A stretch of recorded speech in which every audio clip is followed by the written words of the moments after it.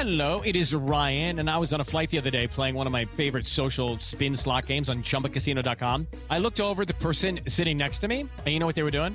They were also playing Chumba Casino. Everybody's loving having fun with it. Chumba Casino is home to hundreds of casino-style games that you can play for free anytime, anywhere. So sign up now at ChumbaCasino.com to claim your free welcome bonus. That's ChumbaCasino.com and live the Chumba life. Sponsored by Chumba Casino. No purchase necessary. VGW Group. Void where prohibited by law. 21 plus. Terms and conditions apply.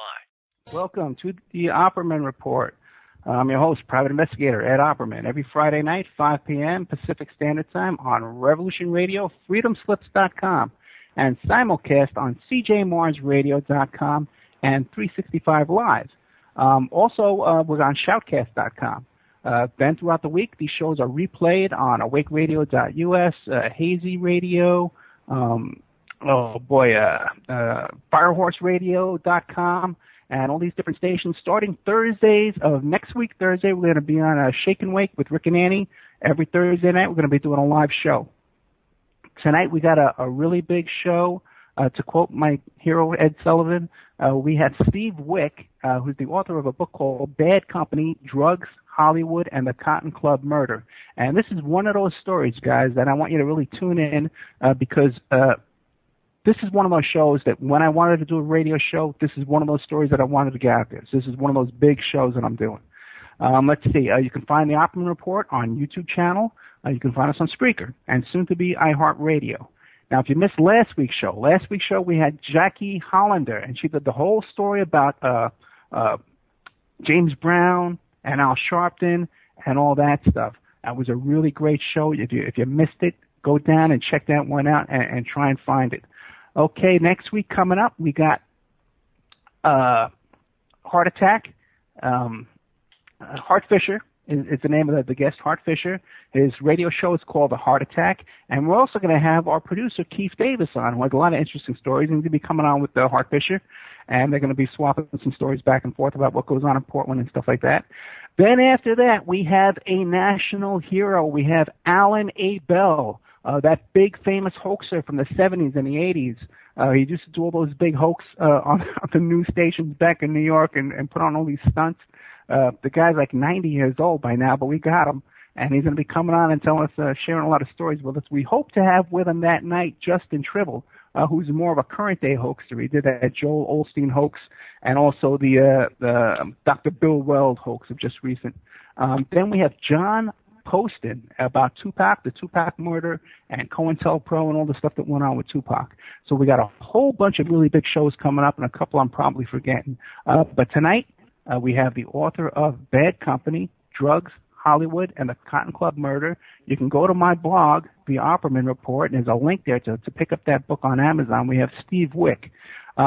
Steve, are you there? Yes, I am. Hey, thank you, Steve. Thank you so much for coming on the show. Of course. Can you tell the audience about yourself? I read about how you shared in these Pulitzer Prizes. You're a journalist over there at Newsday. Tell us about yourself.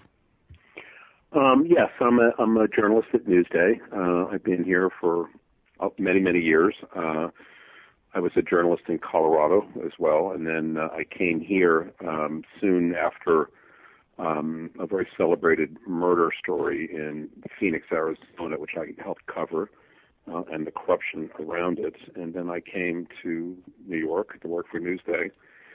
And I've done many, many things here and written a few books. And the first book was Bad Company. And I had met the murder victim, Roy Radin, a couple of times in a couple celebrated court cases here, and then was struck when he went out to L.A., and the next thing I heard, his body was found.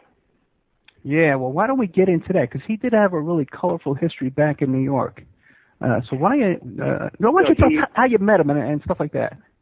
He had a kind of questionable business practice where he would get old-time vaudeville performers like Georgie Jessel and people who hadn't been on any shows or done anything in a long, long time, and he would get them for next to nothing, and he would send them around the country to little farm towns and mountain towns and coal towns, and they'd perform in VFW halls and high school auditoriums.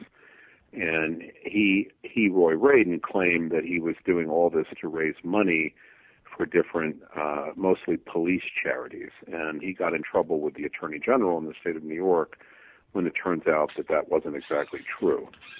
And so I knew him from that case, but there was also another celebrated case where he invited some women from New York City out to his oceanfront mansion, which he called Ocean Castle in Southampton on Dune Road. And a lot of bad things happened to one of the women there. She ended up being kind of put on a train back to New York, and the police showed up, and he was charged with various offenses with that, and drugs were found in the house. He got through that and decided that he would leave New York behind. And so Roy before you get to that, it's kind of interesting that the young woman in that story was Melanie Holler, who was one of the sweat hogs. She was the first female sweat hog on Welcome Back, Kotter. I'm not quite sure how well she was doing at the time that he got her out to his house in Southampton. She probably thought she was meeting a big-time producer, and of course all she was meeting was someone who could put old-time acts into VFW halls in West Virginia. But he had a lot of money, not exactly well earned or honestly earned, but she probably thought that something good was going to come of this, and all she got was an intense amount of bad publicity, as did he. Yeah, let's get into the whole Roy Radin back in Long Island there in the Hamptons, because now he bought, that was a 70-room mansion. It was a huge house. I was in it a couple of times. It was an ugly house, to say the least.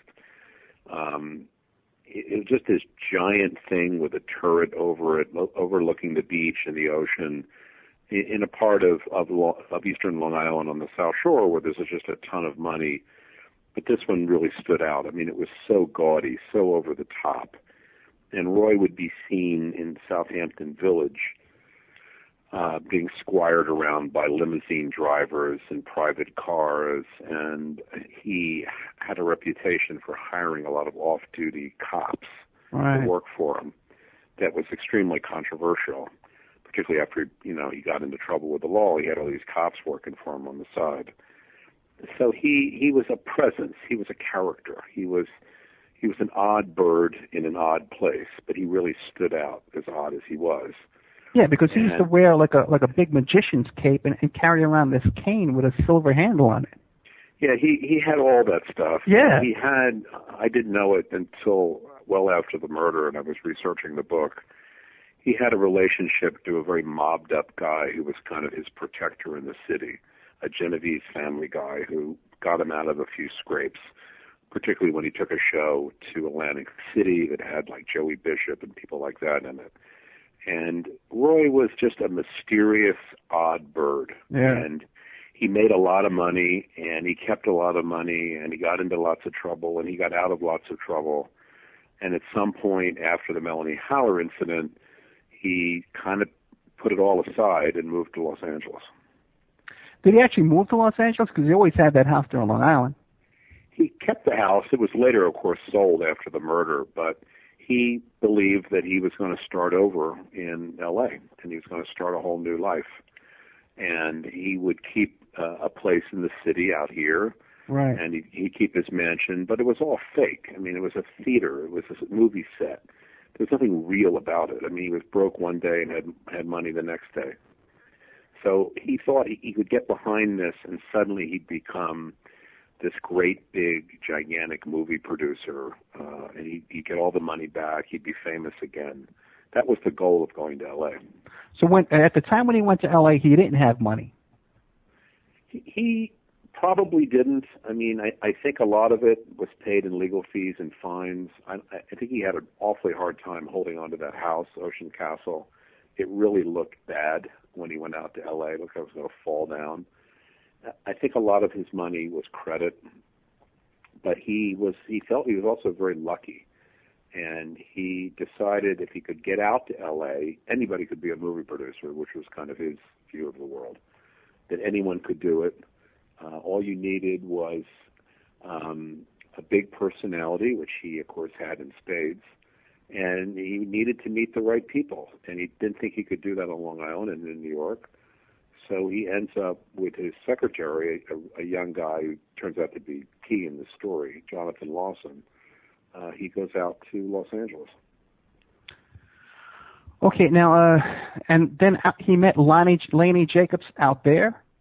Well, Laney Jacobs, of the three main characters in this book, Robert Evans, Roy Radin, and Laney Jacobs, she is, to my eye, the most fascinating. Laney Jacobs, if you're familiar with the book, Bad Company, Laney, in the early 80s, was in Miami when Miami in the early 80s was the cocaine trafficking capital of the world. Miami in the early 80s was, there were so many drug-related murders in Miami that the city of Miami rented a refrigerated trailer from Burger King to store all the corpses. This is a city where in the early 80s, Ed, you could go to a high-end mall and the parking lot would have Mercedes and Rolls Royces and BMWs and Porsches in it, and inside there'd be a machine gun fight. Wow. And Laney wanted that world. She wanted that money, and she went to Miami and began to meet different low-level and higher-level traffickers. At some point, she married a guy named Amir, who I interviewed in federal prison, and she got involved with a guy named Milan Belachasis, who just recently got out of federal prison in Florida, and he was a major, major cocaine dealer. There was so much money in South Florida in those days, Ed, that car dealerships, hotels, condos, restaurants, nightclubs, the whole scene was cocaine money. And Laney was so much a part of that, of going to these clubs and snorting cocaine and having a $500 bottle of champagne. But at some point, like Radin on Long Island needing to get away, she needed to get away. And she decided to get away from the men in her life, all of whom were traffickers, and take this wad of money that she had. And she would move to Los Angeles. And the deal for her was that she would keep up the cocaine business. So she had a man in Florida who every few weeks would load his car up with cocaine, and he would drive to her house in Sherman Oaks, where she was living and bought a beautiful home. And then she would hold it in her garage, and then people would come and distribute it for her. She was clearly on the hook to Belachasis and other big dealers in Miami. And then she got out there to Los Angeles, and she decided that even though she was still doing cocaine trafficking on a large scale on the side, that she too would become a movie producer. And oddly enough, two things happened in very quick order early in 1983. She meets Robert Evans, the legendary producer of such things as The Godfather and Chinatown, and she meets Radin. Radin goes to a party in the Hollywood Hills, and there is Laney Jacobs. And they meet, and he thinks of himself as incredibly lucky, and he lies to her and tells her he's got all the money in the world. And she says, well, this is really interesting, Roy, because I'm working with Bob Evans. We're going to raise money for a movie he's calling The Cotton Club, and he doesn't have any money, and I'm going to help him with my money, and you can bring in your money, and the three of us will be big-time movie producers.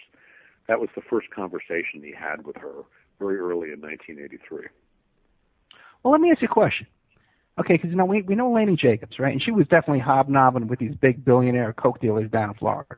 There's no doubt about that, and all the coke dealing. But now, Roy Radin, do you think maybe he was dealing coke too? Because he bought that mansion when he was like 20 years old. I don't know that he was dealing, but he certainly used a massive amount of it. I mean, he could very well have been selling on the side, but he wasn't a trafficker like she was, on the scale she was. He was a heavy user. I mean, he was a guy that God knows how much he could snort. Yeah, because you got to remember, he was 300 pounds. He was a big, big guy, yeah. And all his tastes were big and extravagant. But she was the real deal. She, right. Among some of the Colombians and Cubans, particularly the Cubans who were the most violent in that world in Miami, she was kind of a black widow. A lot of men around her either disappeared or were never seen again or were dead. And the husband of hers that I interviewed in federal prison, felt he was very lucky to be in federal prison just to get away from her. But she wanted lots and lots of money, and then at some point, Ed, she wanted prestige, and she thought being in Los Angeles with a pile of cash and flashing that cash around as I'm here to make movies in a city where movie producers are looking for money all the time, she thought she could pull that off. Right, and the story is that Bob Evans was sitting in the back of his limo with his limo driver complaining that he needed money to put on this movie. And that Evans is an amazing story. I spent a lot of time with him. Oh, really? When I was doing the book, yeah. He realized what I was doing, and he called me at one point and said, come on out and talk to me. And so I spent a lot of time with him. Whatever was going on in his life, and obviously there was a cocaine problem there too. Right. And he had that incredible house in the Hollywood Hills, or Beverly Hills, just an amazing place with a beautiful pool house in the back with a movie theater, and all his friends would come and watch movies in the back. But by the early 1980s, Ed, he was not getting the things done he needed done in spite of this amazing movie record of his. So I don't exactly know how he runs into Laney Jacobs. I suspect that she reached out to him. But the point is that they meet, and he looks at her as kind of the answer to his prayers, that she's going to bring in all the money that he can't find and can't do anymore. And she's going to make money for him, and he's going to return to the glory days in Hollywood where he was making money and going to parties and walking the red carpet. And exactly how much he knew of the source of her revenue is, of course, a pretty interesting question. There's no doubt in my mind that the source of her money was cocaine. I say in the book that Evans went to Miami with her and met Bella Chasis. Really? Perhaps he thought he was some other kind of person. But in Coconut Grove, where he had his mansion, it'd be pretty hard to think of him as anything but what he was. But to give Bob the benefit of the doubt, he thought he was a boxing promoter. So to Bob Evans, very, very eager to get back into the movie business, Laney Jacobs was a godsend. You know, I recently watched, preparing for this interview, I watched an interview with Bob Evans. And in that interview, he claimed that he thought that Roy Radin was a member of the Rothschild family. I hadn't heard that one. I don't know. Came out of his mouth. I don't know how many stories Roy Radin told about himself. He may have very well told that one. He was a con man. I mean, Roy was just not a very good one. I don't know how he conned people. I mean, the entertainers that I reached out to, who were all just a string of has-beens, they claimed that sometimes he'd pay him, sometimes he wouldn't. But he was a con man. He was a con artist. And he got out to L.A. hoping he could con his way into the movie business. And the thing is, Ed, when he met her, and she said, I'm going to introduce you to my partner, Bob Evans, I think at that point, Roy thought he was pretty lucky. Okay, and at the time, now the story is that Evans and Jacobs were dating. Well, yeah, that's the story that was told. There was some testimony to that, I think, at the trial, but I don't know the truth of it. Okay, and now, I guess we can get into a lot of stuff later. But it also seemed that Jacobs sort of dated everybody in the story. Like, was she sleeping with Roy Radin as well? I don't think with him, no. I think she was actually pretty disgusted by him. Okay. But there were lots of men who would come and go in her life.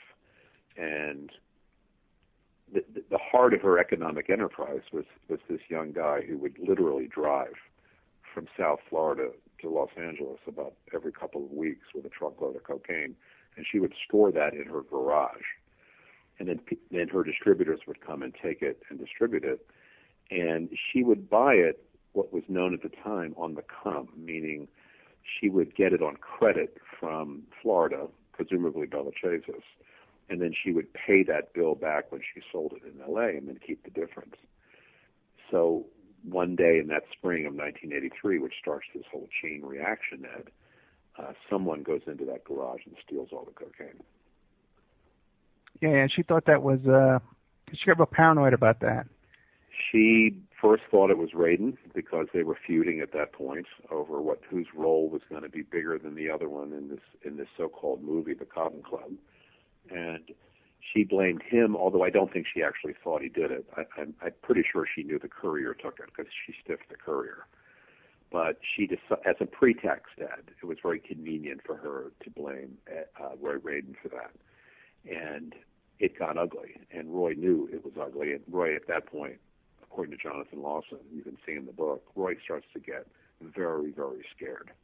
He now knows, Ed, if he didn't know it before, and of course he did, but I don't think the scale of it he knew, what he now knows after that theft, when he sees her and she gets in his face about it, he now knows this person is a very, very dangerous person and very high up in a very Cuban-centered cocaine ring.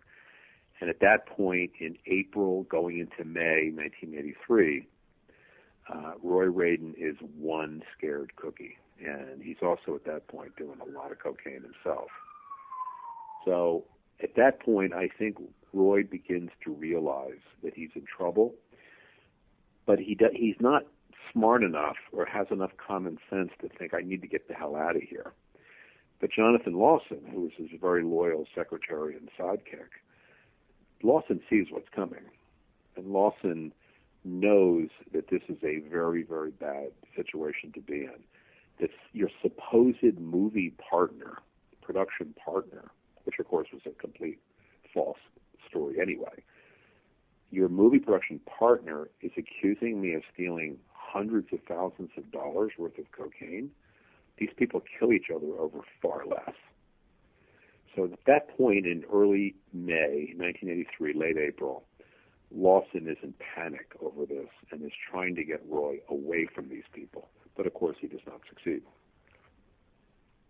Well, let me ask a question then. Now Roy Radin, here he has all these connections to all these cops, all these off-duty cops everywhere, and to these wise guys in New York City. Why couldn't he reach out to some of them for help? Well, I suspect at that point he was so deep into drug use himself that he was not going to be able to make a common sense decision. I know that his Genovese family godfather, he was in communication with him, trying to find a way for him to help him.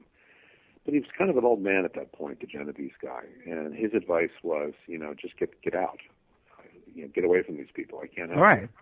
But Roy was also very stubborn, and he felt he could make the deal with Bob Evans. So now you have a situation where Radin wants to cut her out and be Evans's movie partner, and Laney not only wants Roy out of the movie deal so she can make the Cotton Club with Bob Evans, but she also thinks he stole her cocaine. So now this group of three, it starts to get really, really ugly. Well, now that's interesting. Now, 'cause I've always heard that Roy Radin had to deal with Evans, and he was trying to cut out Jacobs for $50,000. Yeah, I think that at some point, just prior to the murder, even with all the tension over the theft of cocaine, which again she would have been on the hook, right, to Miami, and so she would have had to come up with the money to pay that off. In the middle of that, she thinks he's trying to push her out of the movie, and in fact he is trying to push her out. But there was nothing to be pushed out of. I mean, this was a fantasy among three people who weren't thinking very clearly. And Radin's position was, I came out here, I met Bob Evans, he's a legend, he has tremendous skills as a filmmaker. I'm going to make this movie with him, and I'm going to throw this bitch out. And, of course, she was way, way tougher than he was. Yeah, but not only that, but why would Evans go for that deal when he's sleeping with Jacobs? I think at that point, Bob was probably in his own level of panic and concern. I think he probably thought, how did I ever get in with these people? You think so? There was an incident where Evans was up in Las Vegas prior to the Radin murder. Yeah. And he has a conversation with someone in which he expresses some real concern about this.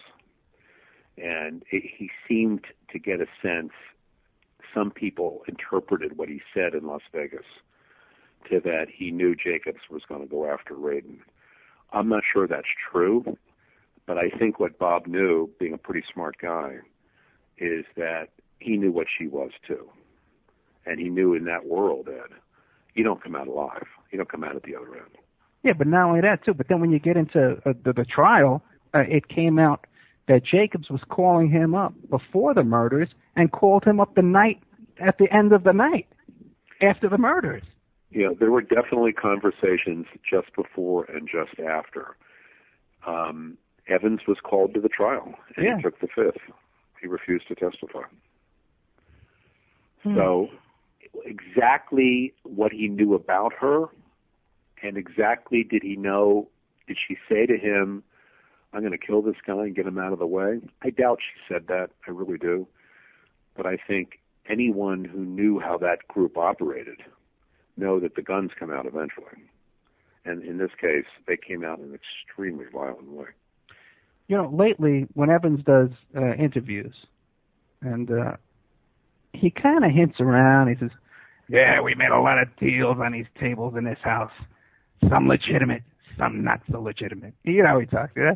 And he's kind of hinting around, you know, that he's a little bit more flexible, you know, a little more flexible with the law, you know, than he's trying to portray himself back in the 80s.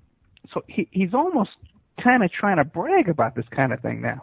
But my question to you is at that time, okay, the Robert Evans, who had all this kind of history, even stuff going back with the Polanski and all the shenanigans around the Manson murders and stuff like that, he was well acquainted with everyone and all of that stuff. So he's no shrinking violet. He's no angel. You know, then he did these mafia movies and stuff like that. You don't think that he was, like, he had enough juice of his own to protect himself in a situation that he would be afraid of Evans and Jacobs? I'm sure he was afraid of her. And I'm sure he thought Radin was an out-of-control, oversized, loudmouth con man. But no, I don't think Evans was in a position to go after them. It is Ryan Seacrest here. There was a recent social media trend which consisted of flying on a plane with no music, no movies, no entertainment. But a better trend would be going to ChumbaCasino.com. It's like having a mini social casino in your pocket. Chumba Casino has over 100 online casino-style games, all absolutely free. It's the most fun you can have online and on a plane. So grab your free welcome bonus now at ChumbaCasino.com. Sponsored by Chumba Casino. No purchase necessary. VGW Group. Void where prohibited by law. 21 plus. Terms and conditions apply. That spring, the panic was over her and what she was going to do. She wanted Radin out. Radin wanted her out. They both coveted Bob Evans' friendship and closeness because they wanted him to make them a star. And that was really what was driving the two of them. But Bob, I don't think Bob at any point, I think at some point he just wanted to make sure that he didn't get caught up in this thing. Yeah, because even when you consider Bob Evans again, really good friends with Henry Kissinger, you know, like.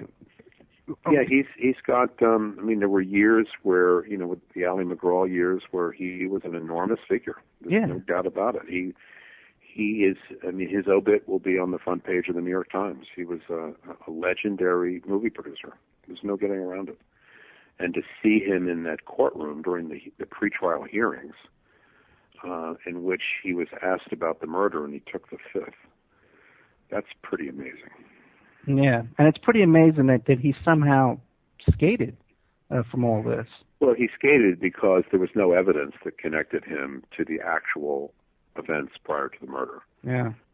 The prosecution in L.A., a very good assistant district attorney, felt very strongly that Laney Jacobs and the people she hired to do it, these really violent thugs, were the whole story.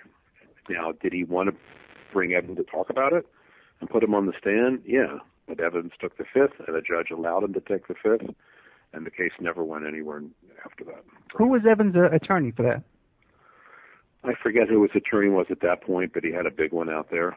And again, the DA did not have anything solid he may have had his own secret thoughts, but he didn't have anything he could put on the table to justify a murder charge. Right. And I think ultimately, Ed, I don't think Bob had anything to do with it. I think he knew what she could do and was scared of her and wished he hadn't gotten involved with her. And I think he wanted to get away from her as fast as possible. But to think of him as being involved with her and getting rid of Roy is ridiculous. That's just really what happened. Yeah. Okay. Now, is there any video of those hearings of the Lonnie Jacobs trial, Laney Jacobs? I don't think that was that we're doing any video at that point. We're now talking the fall of 85, winter of 86. I don't think there were cameras in the courtroom then. Yeah, that would be before OJ, right? Yeah. And that was, of course, an amazing trial. Amazing trial. She and her co-defendants and the violence they threw on Roy in that last night where they tortured him, really. I mean, there was a lot of sickness going on with that group, and she knew it. Yeah, we'll get into it. I gotta read some live ads. So let me just give a word from our sponsors here, and then we'll get right back into this. Tonight we're with Steve Wick,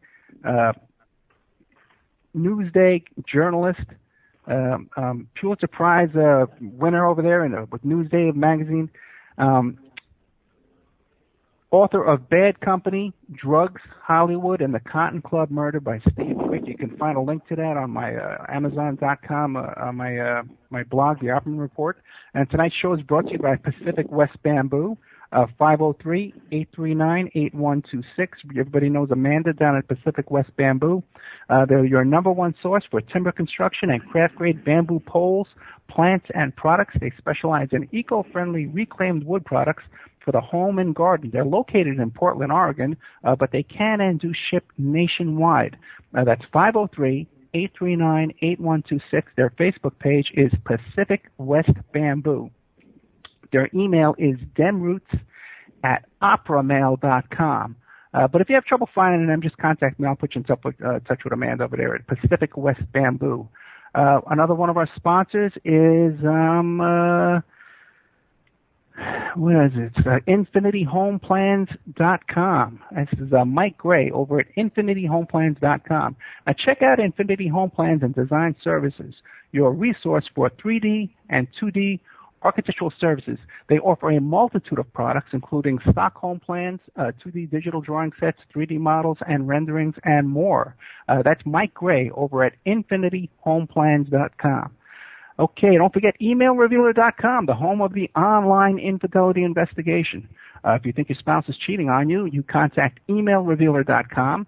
You give them your spouse's email address, and they could trace that email address back to online dating websites.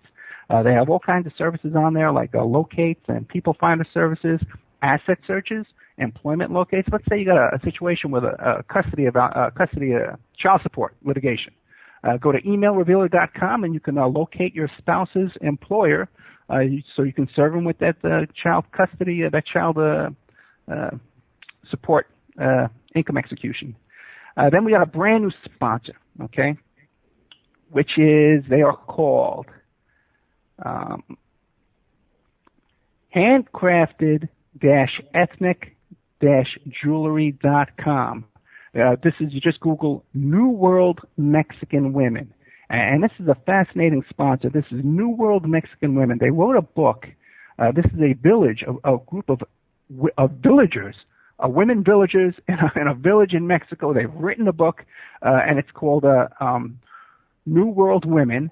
Okay, and what their book is about is that they teach you how to make authentic Mexican jewelry. Okay, but you really got to visit their website, handcrafted-ethnic-jewelry.com, and you can see their videos on how to make this authentic Mexican jewelry. They have webinars. They have a book on how to make the jewelry. But they've also written a book of their love letters to their men that have left this village and come to the United States. Out of this village, there's like 3 million people that live in this village, and out of that, 800,000 are living in the United States, supporting this village. So this is our sponsor here. I'd really like to get people to really look into their situation down there. It's called New World Mexican Women, and the website is called handcrafted-ethnic-jewelry.com. But tonight we got Steve Wick, author of Bad Company, Drugs, Hollywood, and the Cotton Club Murder. Don't forget, by the way, we're on freedomslips.com. If you like what you hear and you want to support the station, it's a listener-sponsored station, so you have to go to freedomslips.com and click on the donate button in order to keep the station alive here and keep things going. Oh, my God. Okay, Steve, are you there? Yep. Okay, man.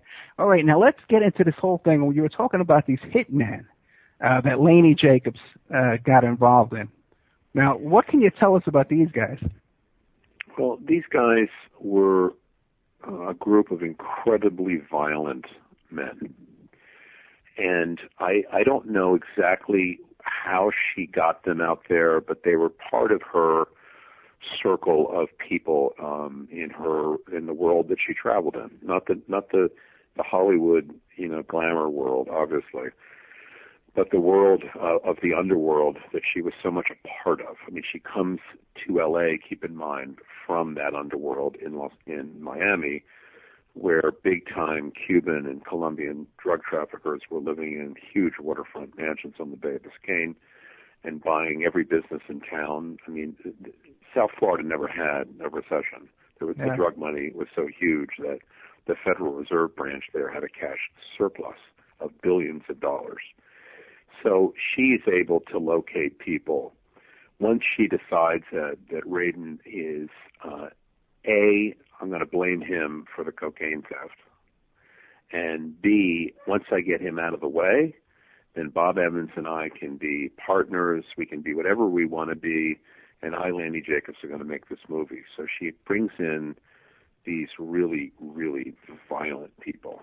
And at that point, I think Jonathan Lawson's panic level, when he realized what she was going to try to pull, I think he started to go crazy. And Radin, at that point, was using a lot of cocaine. He was sick with worry. But again, not sick enough to get on a plane and leave. He just tried to hunker down there because he thought, obviously stupidly, that he could outlast her and that she would go away and he could be with Bob Evans. Just amazing. Now these hitmen that she hired, Mensker and Marti. Now these guys, they were drug dealers in their own right, doing their own drug dealing. They were freelance criminals. I mean, they would do anything, right? Absolutely anything. No doubt they had done many, many bad crimes over the years, and she knew of them. I don't know quite how, but she did. And she brings them in to kidnap and murder Roy Radin. Okay, why don't you describe that, the evening of the murder? The evening of the murder is it's a Friday night in L.A. It's the middle of May, 1983. And Radin and Jonathan Lawson had rented a hotel room on Sunset Boulevard. And he had not talked to Laney in a while, and then out of the blue, she calls. And she says, you know what, let's meet for dinner. And I'll have somebody pick you up.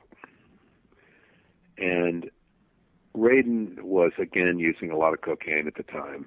Jonathan Lawson was sharp as a tack and says, do not go with her tonight. Do not do this. And Radin tried to outfox her. And he says, no, I can handle her. I can do this. And he gets a friend of his, from the actor in Sanford and Son, who was a friend of his. Lamont Wilson. Lamont Wilson. Now, how did they become friends to begin with? Well, again, part of that vaudeville weird circuit of producers who know talent looking to make any kind of money they can. So he calls him up, and he says to him, I'm going to need you to sit in a car outside my hotel at such and such a time on Friday night. And when you see me come out and get into a limo, I want you to follow that limo to a restaurant that we're going to have dinner with. Because I'm going to tell her off in the restaurant, and I'm going to storm out of the restaurant, and you're going to take me back to the hotel. I'm going to finally tell this woman off.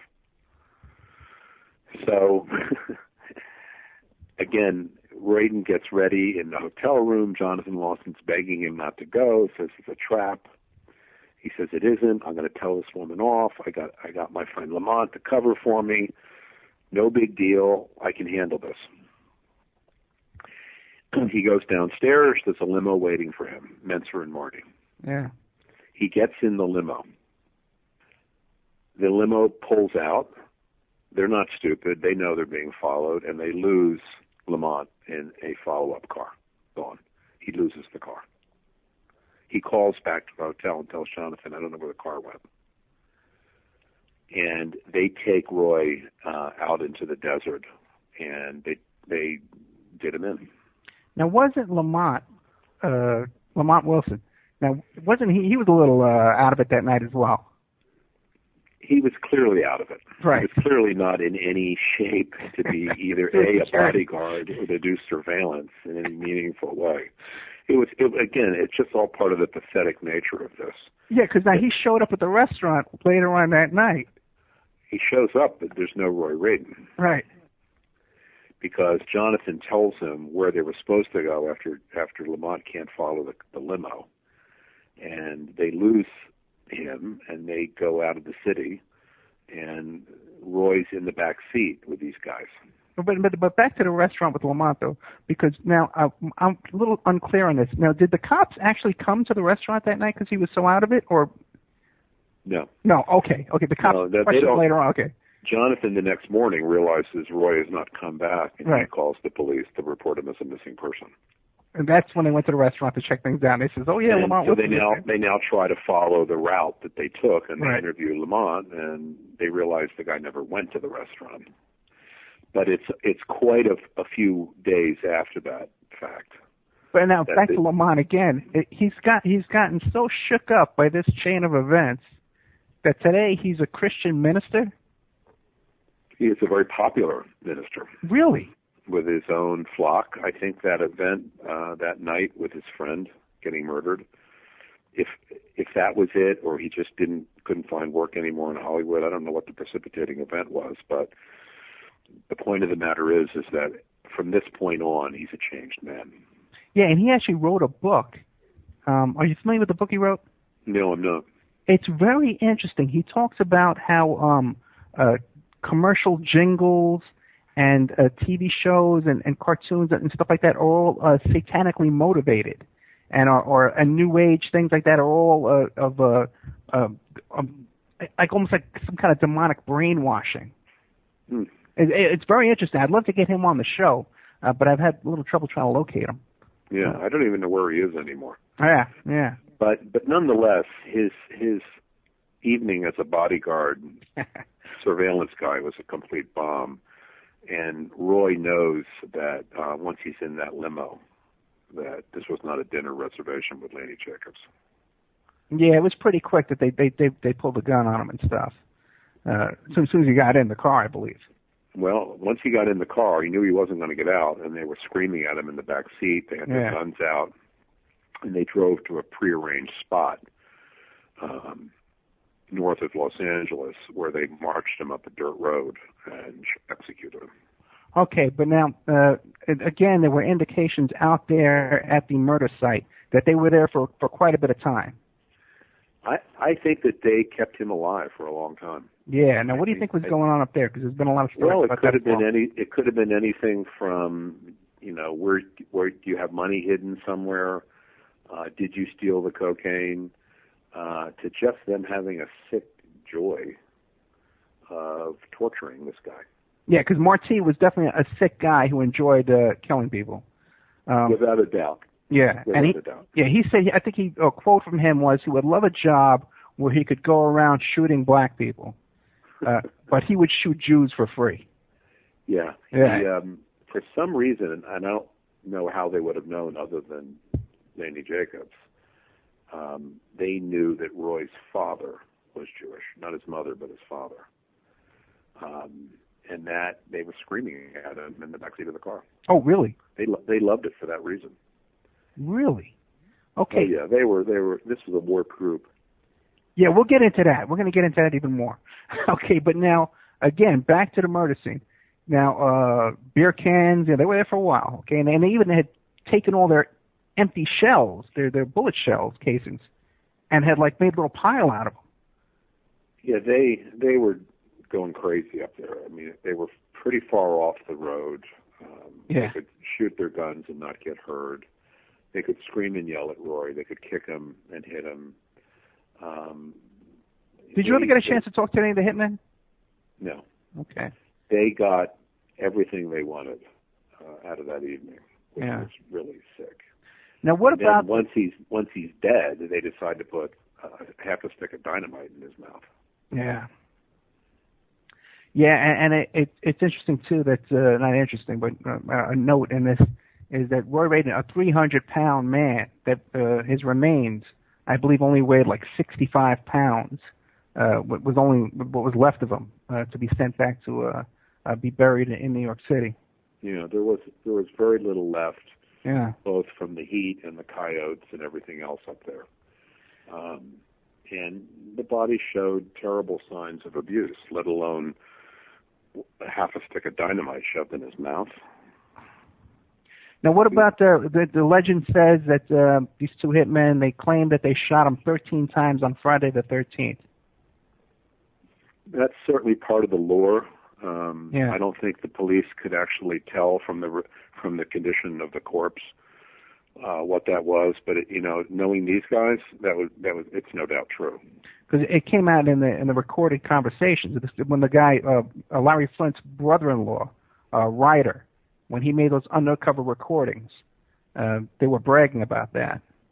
Yeah, they bragged about a lot of things that I think that the detectives I talked to they didn't really know how much of that was true, how much of that was just them talking, but clearly they boasted in a very humorous way as to what they did with Roy. Yeah, they couldn't stop talking. No, they couldn't stop talking. Yeah, now you would think on the one hand that these guys were such amateur hour, but on the other hand, they were hired in a couple of other pretty big murders. You're familiar with the case with the PI in California? I think his name is Pascal. Pascal, yeah. Yeah. That's an interesting case too. Yeah, why don't you tell us a little bit about that? No, I don't know that much about it. It was kind of a sideshow but he was enough involved with them to know who and what they were.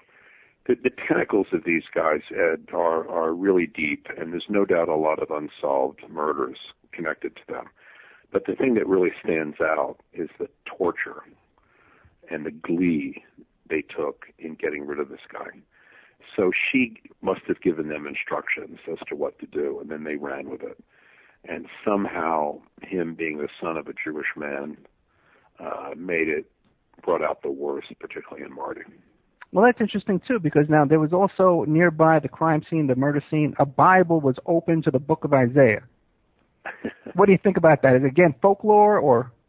I think it's folklore. I don't really know what to make of that. So much has come out since then. Yeah. And none of these guys have talked, and they're in prison for life without parole. So they're all going to die in prison. And Laney was, of course, back in L.A. trying to be the big cheese when these guys are off torturing Roy. And, of course, she would have found out later that night that Roy was dead. And I think at that point, Ed, she could have called back to Miami to Bella Chase's or to whomever and said, well, I've solved the problem of the guy that stole the cocaine. He's dead. And, of course, in her mind, she's now thinking, now I'm free to make a deal over a movie. And, of course, Bob Evans wanted nothing to do with her. That's interesting. Okay, now wait a second, because now they didn't discover Roy Radin's body for months. They didn't discover it for months, and my gut feeling is that Bob Evans sensed from her and her demeanor what she was capable of doing. Right. And he didn't want any part of it. And so he cut her off after that murder. I think once Roy is gone, either Bob just senses it or whatever. Right. He doesn't want anything to do with her. She's now, in his world, persona non grata. And there's an unsolved murder going on.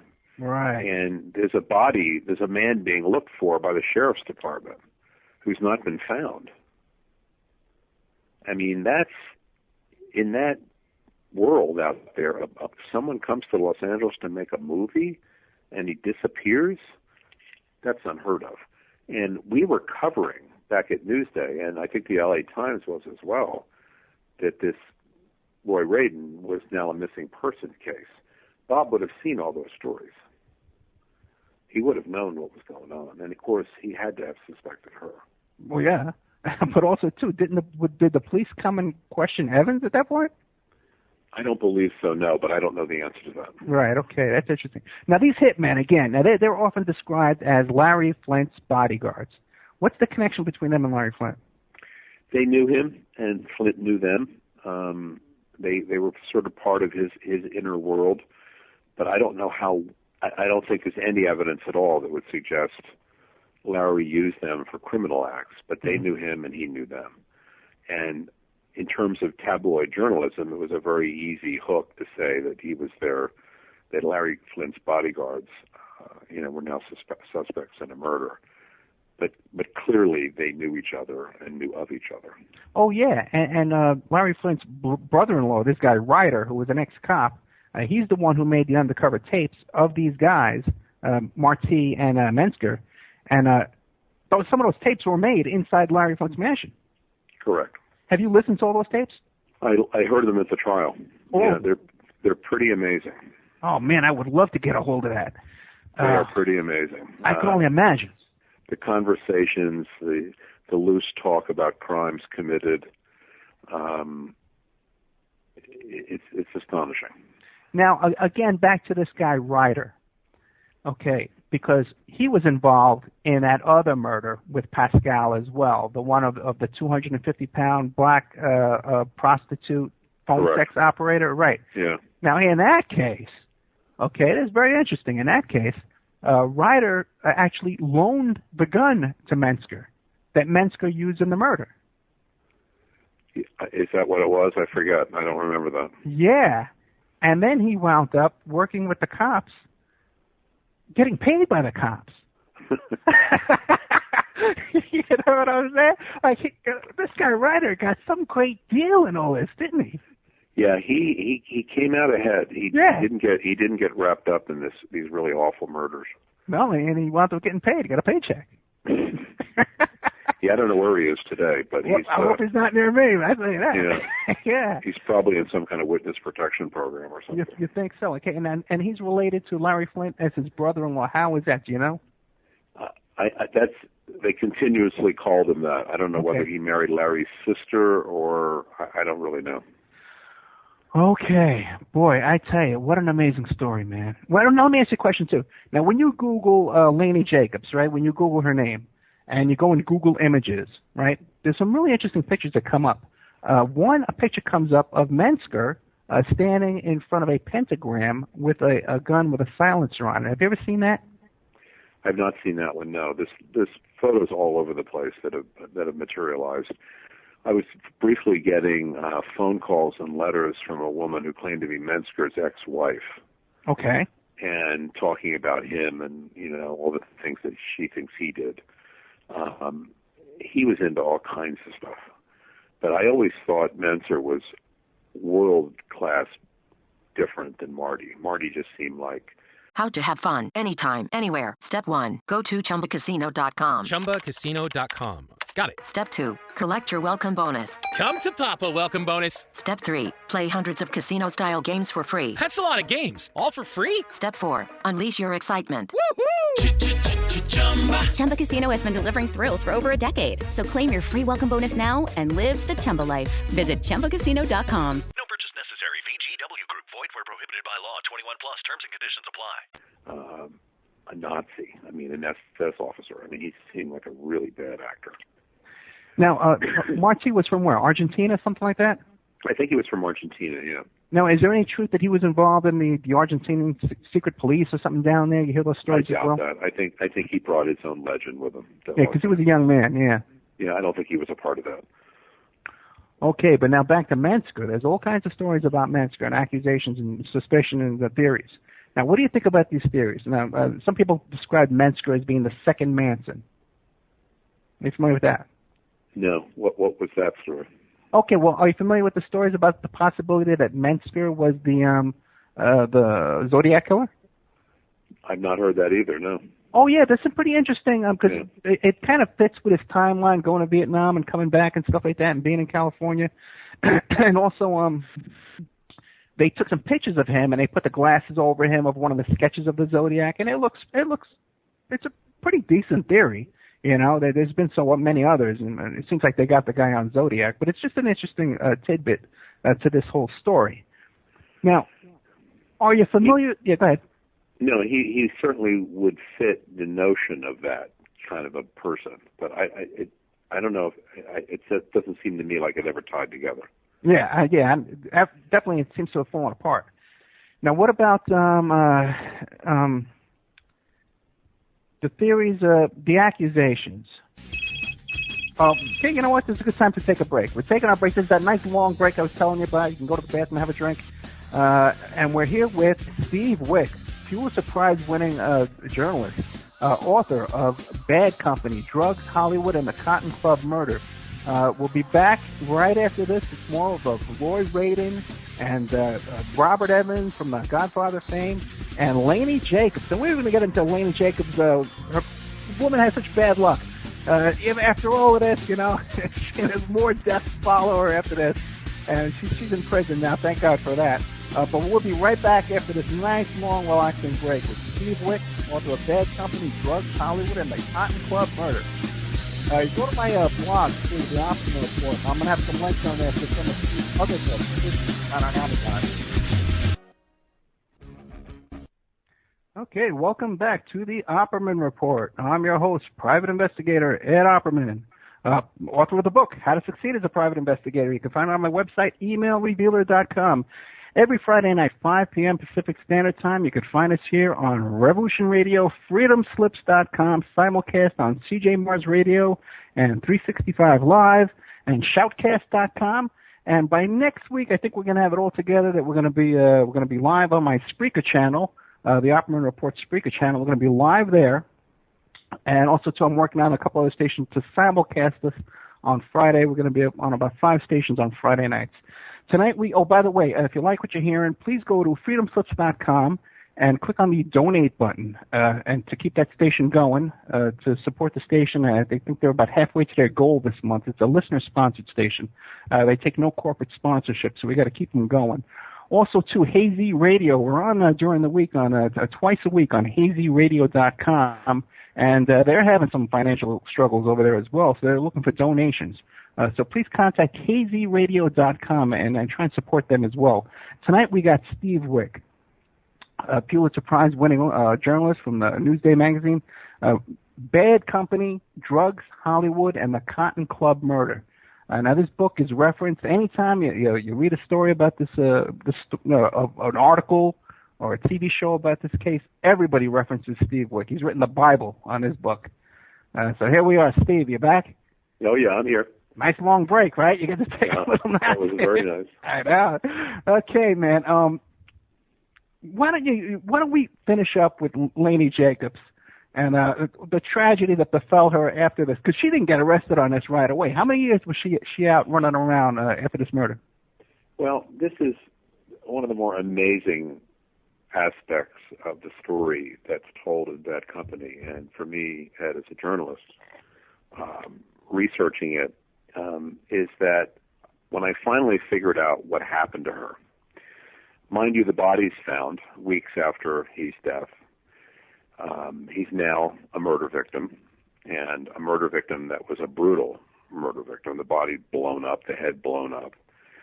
And Lainey stuck around Hollywood long enough to realize that any attempt on her part to be a movie producer was now over. So she moved back to Florida, and in Florida,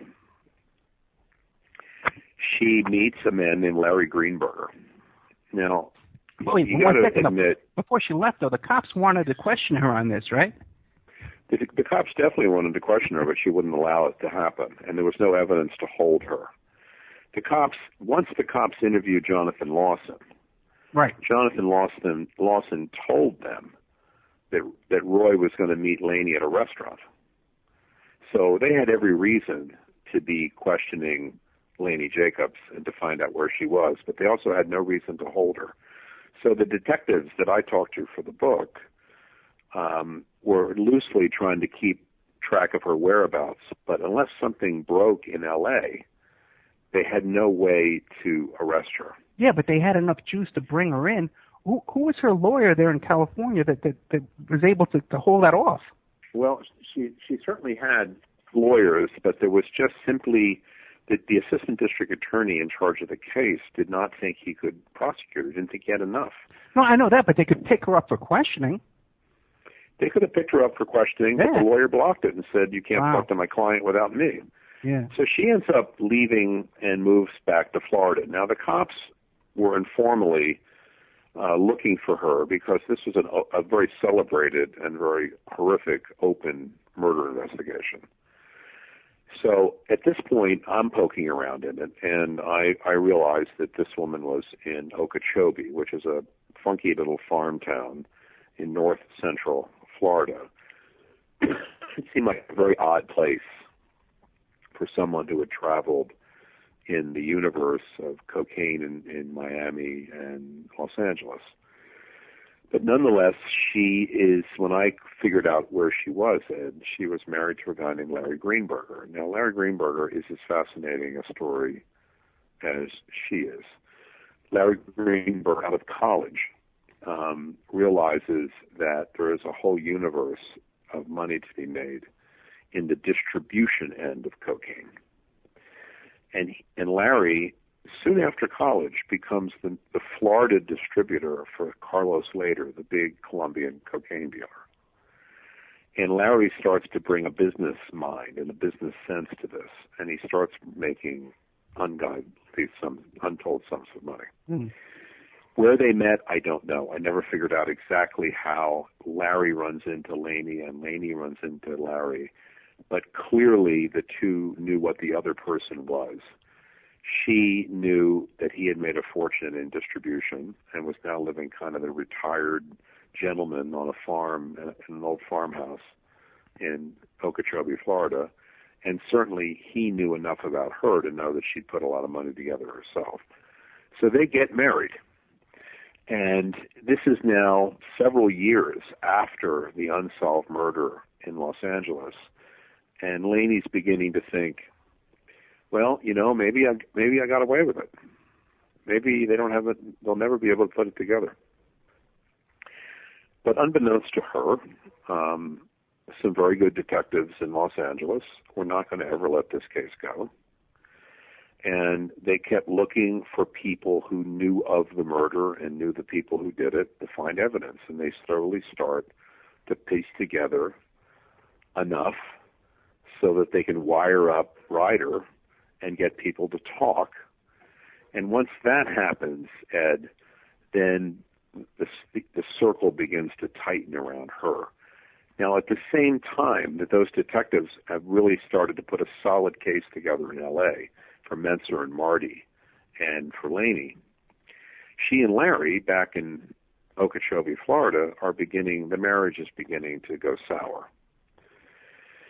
She wants his money. She wants to know where he's keeping the fortune that he made, and he won't tell her. She gets herself a young boyfriend. It was the nanny. They called him the nanny, right?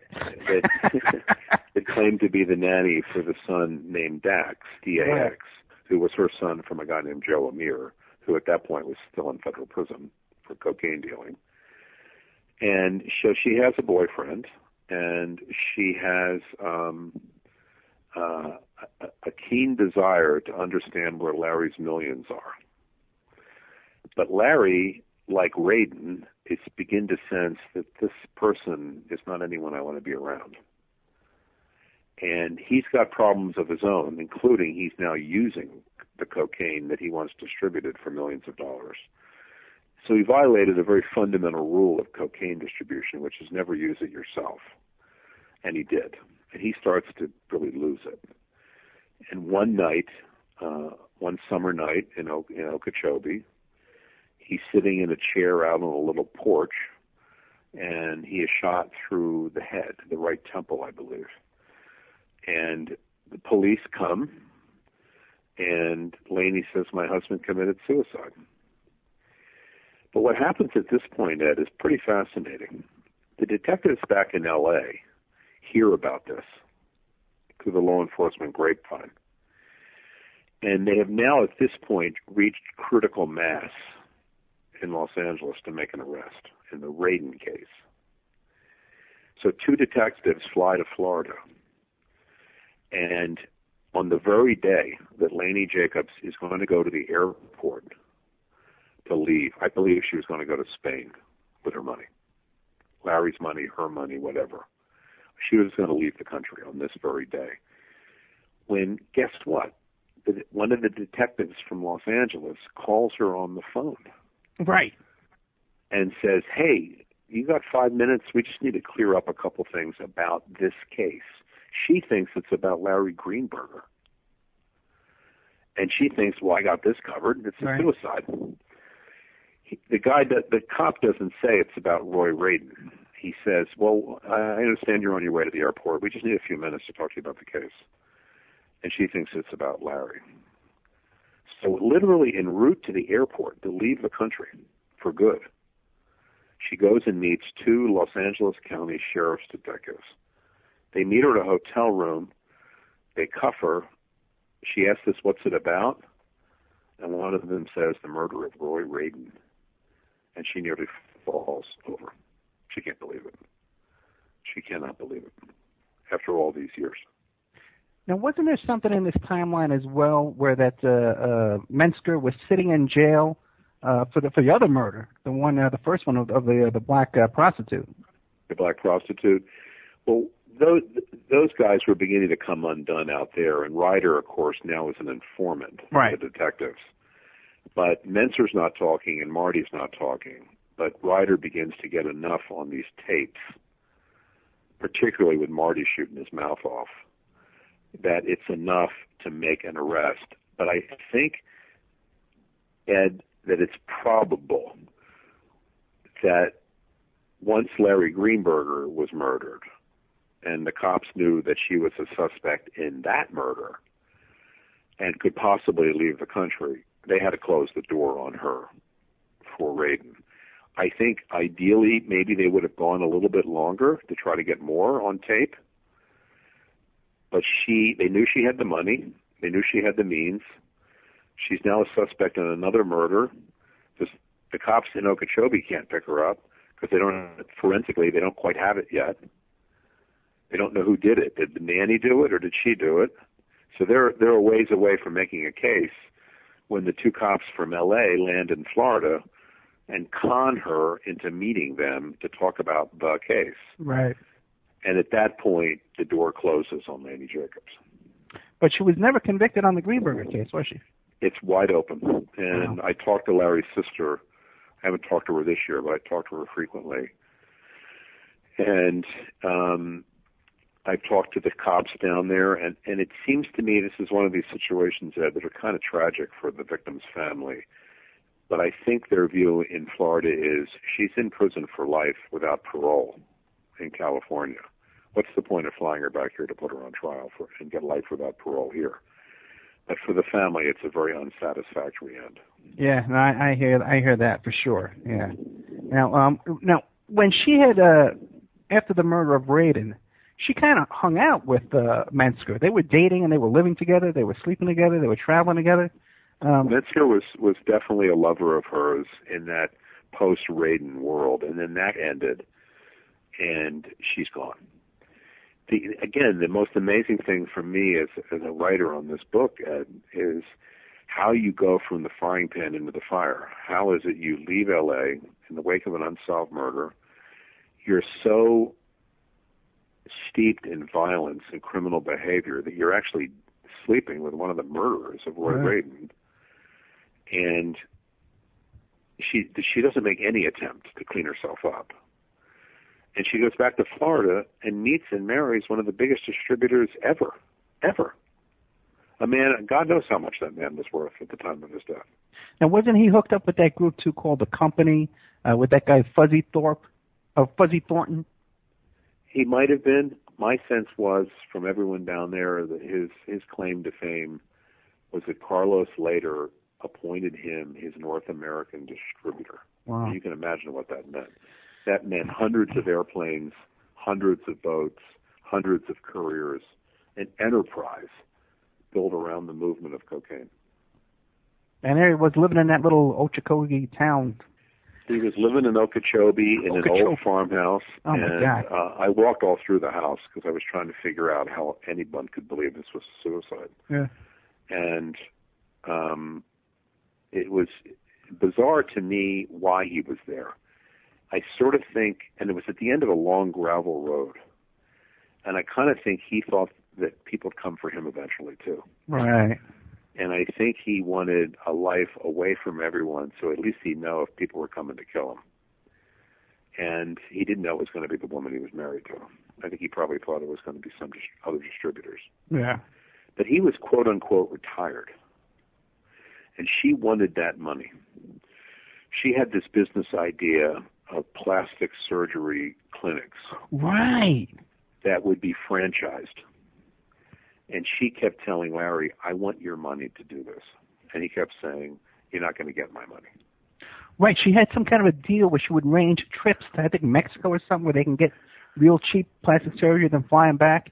Yeah, she really thought that she was going to be, this giant in the plastic surgery world. Right. And in order to pull that off, she had to kill somebody to take their money. She needed Larry's money. Had Larry given her the money, he'd be alive today. Yeah, you think so? But, But then again, she had that boyfriend, though. Now she had a boyfriend, yeah. and Larry was also sinking like a rock because of his own cocaine use, his extreme paranoia. I mean, when you work for Carlos later, yeah, you're going to think they're going to come get you at some point. It's an amazing. It remains for me, as a journalist who's done this for a lot of years, this story, first the L.A. story of Roy Radin, and then a very second and very distinct story of Larry Greenberger. It remains an absolutely amazing case to me. Yeah, now how come a story like this has never been optioned, even for a Lifetime movie, like even a TV movie? Well, it has been. It's been optioned, I don't even know how many times, but everyone who options it has never been able to get the horsepower to get it done. Okay. And that's just the truth. Yeah, is that because of people who have enough power to keep it silent? Well, I kind of think that people are uncomfortable about making a movie involving a big player in Hollywood. Right. It's puzzling because before the book even came out, it was being optioned. And it's been optioned for years afterwards. And yet, at no point did anyone successfully pull it off. And you can imagine that if you were an actress, the role of Lainey Jacobs, that could be the best role you could ever have in your life. You're not going to get a better female role than that. Oh yeah, that's Academy Award territory. That's Academy Award stuff. And can you imagine an actor being able to play Bob Evans and a big fat guy playing a con man named Roy Radin? I mean, think of those three characters in one movie. A cunning, conniving woman who's got tremendous business savvy, tremendous money. There's a scene, her husband Joe Amir told me, where one night they were in their bedroom in their house in Miami weighing money on a scale. There was I so much believe of it. Yeah. You would think that Bob Evans would produce the movie. And do it like The Godfather. This is an incredible story, man. It's a great story, and one day someone will figure out how to do it. Okay, now let me ask you about this, okay? Because now a guy who's sitting in prison in New York State named David Berkowitz, all right? Now he comes out, and he makes all these accusations now about Roy Radin and about Mensker and all this other stuff. What do you think about all that? I think it's nonsense. Really? I think Berkowitz is completely insane. Was there a devil-worshipping cult aspect to Berkowitz's life? Absolutely. But the notion that it involves the Radin murder is just nonsense. Okay, that involves the Radin murder. Okay, but now what do you think about Roy Radin being involved with the Process Church in New York City? I never saw any evidence of that. this guy was not that smart. He was not that conniving. He was a con man that anyone had half a brain could see through. But the people he dealt with didn't have half a brain. I don't see him involved in that world. I just don't see it. But with a guy like that, you're not going to know everything about his life, and he was certainly into some weird shit. Well, give me an example. What are the weird stuff? Well, he obviously brought women out to the mansion, prostitutes, for the weekend. Right. He used copious amounts of cocaine. But I never saw anything beyond just normal excess. I never saw devil worshipping or the kind of stuff that Berkowitz and that one book talk about. I just don't see it. Okay, but then what about Mensker? Because we know Mensker. There's a picture of him standing. Yeah, there's a picture of him, and he could very well have been a part of that world. Not Marty. Marty was just into drugs and killing people. As you say, he'd have given his left, pinky to kill a Jew. He loved that. But Mensker was a complicated, violent guy, and as I said, an ex-wife contacted me for a while. I haven't heard from her recently, and she said he tried a lot of stuff, from devil worshipping to but clearly the bad guy in that mix is Marty. The guy torturing Evans or torturing Radin is Marty. The guy putting the dynamite in his mouth is Marty. Yeah, Marty was a sick guy. Yeah, even Marty was saying that that Mensker had to drink a pint of wine before he had the guts to shoot anybody or to do anything. Yeah, he was drunk probably as they got into the limo. When Roy stepped into that limo, that's the thing about Jonathan Lawson understanding where this thing was going and begging him not to go that night because of this stupid Lamont Wilson. I mean, my God, who could ever think that guy was going to be your bodyguard? But the thing is that once Roy got in that limo and he realized in the back seat was Menser and Marty, it was all over. He was not going to get out. Why do you think that Jacobs and Marty and Menser couldn't get together and come up with a cohesive defense where they all had the same defense and not turn against each other? I think the evidence on the Ryder tapes was so overwhelming, and the crimes so violent. They'd have killed each other if they could have. She'd have killed both of them if she thought it would do her any good. She'd have killed all of them. I mean, these are bad people who end up killing each other. I think had there not been an arrest for Radin when it came because of the Greenberger thing, it's a really important point. I think had Larry Greenberger given Laney his money for the plastic surgery clinics and they'd stayed together as a couple, even though she had a boyfriend, I think that the cops would have gone a little bit longer investigating the Radin thing, and I would be willing to bet you $100 that they would have stumbled upon all kinds of other criminal deeds. And at some point, I think if Laney, sitting in a farmhouse in Florida, thought someone in L.A. was going to start talking about her, she'd have had him killed.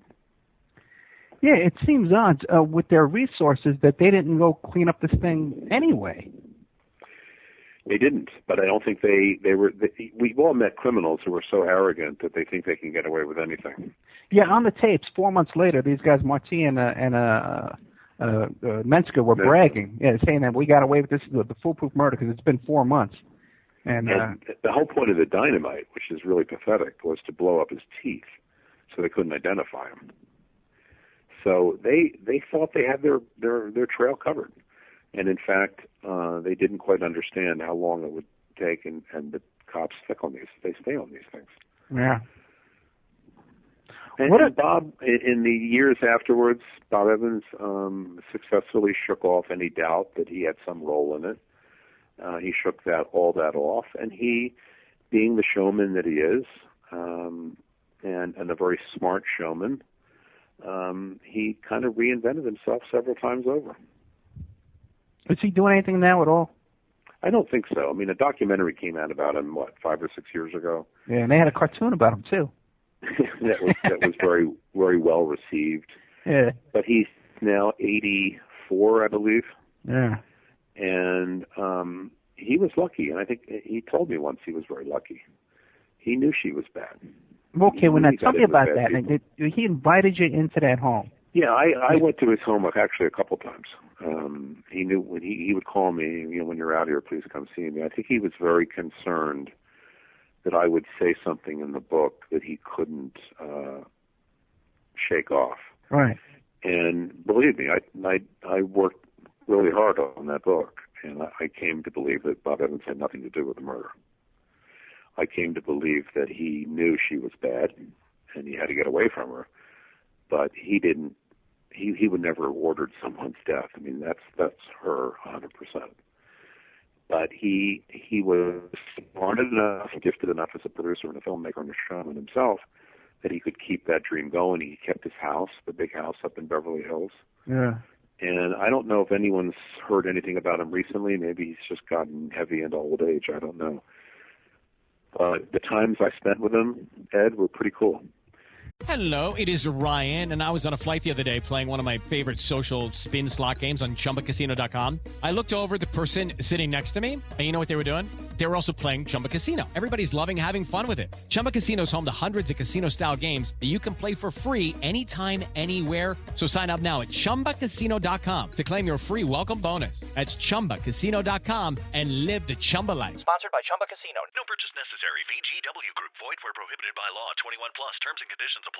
He was. I had breakfast with him one day back in that pool house where he had that later burned down, I think, and destroyed all that was in it. But we had breakfast, and he just talked about his life and all the things he tried to do as a producer, and the mistake of meeting this woman and this fat guy from New York. But he shook it off, and he will be regarded as one of the great movie producers of all time. Oh yeah, you got to give him credit. You can't make Chinatown. You can't make Chinatown and The Godfather and not have people think you're pretty smart. Yeah, Rosemary's Baby, and and all that. All those. Love Story, Love Story, exactly. And then of course, being married to Ally McGraw, who leaves him for Steve McQueen. Yeah, that was. Yeah, the guy had a cool life, and I love that movie too. The kid stays in the picture. As a matter of fact, stays in the picture. I mean, he had a fairy tale existence out there. Yeah, he really did. And I'm going to put a link to that movie, on the blog too, because I tell you, it's a great movie. It is. But the big mistake he made was looking for money through Laney Jacobs. That was the big mistake he made. But the fight is not with Bob and Laney; it's between Laney and Roy. That's the war going on in Los Angeles at that time. It's those two, and then in the middle of their arguing over who's going to be Bob's partner, the cocaine disappears, literally disappears out of the garage. Amazing. Imagine taking boxes and boxes and boxes, several $1 million worth of cocaine out of somebody's garage. Yeah, they're not going to live. Yeah, because they all had the combination to the safe. Because there's no doubt it was the courier. Yeah. And she knew it was the courier, but it was convenient for her to blame it on Roy. Oh, boy. Okay, let me read some live ads here. Let's take a little break. This is just incredible. We got with us tonight Steve Wick, Pulitzer Prize-winning journalist, author of Bad Company, Drugs, Hollywood, and the Cotton Club Murders. A fascinating story about Roy Radin and Bob Evans and Laney Jacobs. Incredible stuff. Don't forget this show is brought to you by a village in Mexico, believe it or not. This group of women is these villagers in Mexico, in a town of Guerreras, and they've written a book, and they have a YouTube video and a webinar on how to create authentic Mexican jewelry. Their book is self-published. It's up on Lulu.com.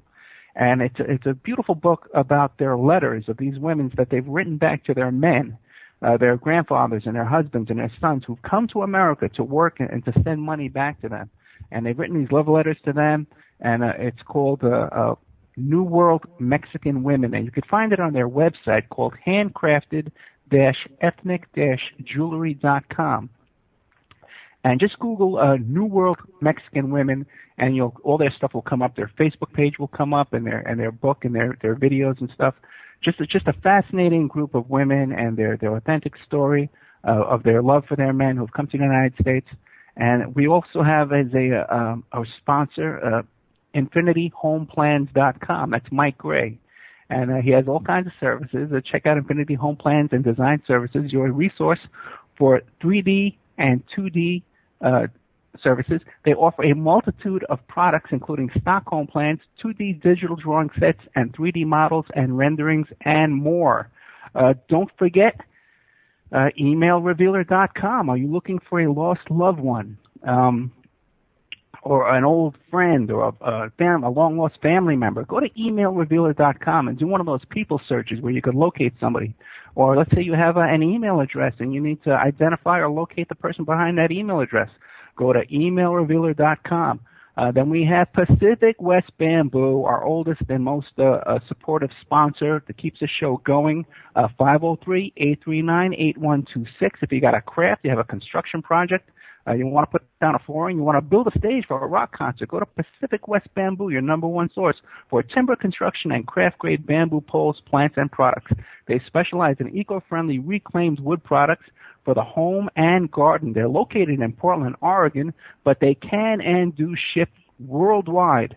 503-839-8126, Pacific West Bamboo. And we're here tonight with Steve Wick, author of Bad Company, Drugs, Hollywood, and the Cotton Club Murders. Hey, Steve, you wrote a couple other books. Why don't you tell us about those real quick?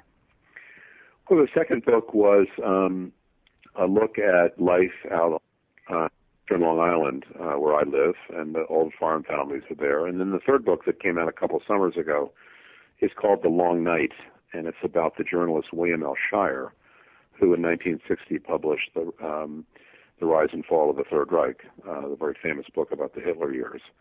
And Shirer was a journalist in Berlin from 1934 to 1940. And the book is about those 6 years that he was in Nazi Germany as a journalist for CBS Radio. Wow. And that was that's a terrific story of a guy from Iowa who ended up going to, as a journalist, was in Paris and Spain and ended up in Berlin just after Hitler came to power, and left in December of 1940 when he was about to be arrested by the Gestapo because they wanted to frame him as a spy. But he was working for Edward R. Murrow at that point for CBS Radio. It's a fantastic story. Hey, are you working on any books coming up? The Raid and Murder is one of those just amazing stories. Yeah, I know. And I'd say every book, every article, whatever, they always cite your book and Steve Wick as a reference.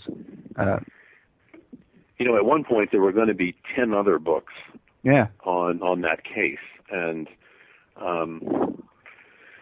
none of them came out. Mine came out first, and I think it kind of shut everyone up. No one else did it at that point. And, I know there were several book contracts underway. Yeah, but you want to know what? I think it's a story that can handle 10 books. Well, I think someone ought to go back to it. Yeah. Someone ought to go back and look at it, and I think someone needs to write about the death of Larry Greenberger, because Larry's family deserves closure in that, and Laney executed her own husband. Think of this, Ed. She had a man executed and tortured in Los Angeles in 1983, and a few short years later, she has her own husband killed. That's just what we know about. And that's only the ones that we know about. If you're a Cuban dealer in the country illegally in 1981 and you crossed her, she could kill you and dump your body in Biscayne Bay, and that'd be the end of it. Yeah, right. Hey, and give us an idea of someone. You said you were talking to Metzger's first wife or ex-wife. Well, I've talked to lots of them. I had a woman write me for years who said, I never quite believed it, but that's not true. I don't know whether to believe it or not, but she said she was Laney's cellmate in a prison in Northern California, and talked about her in jail being a very gregarious person who organized prison events.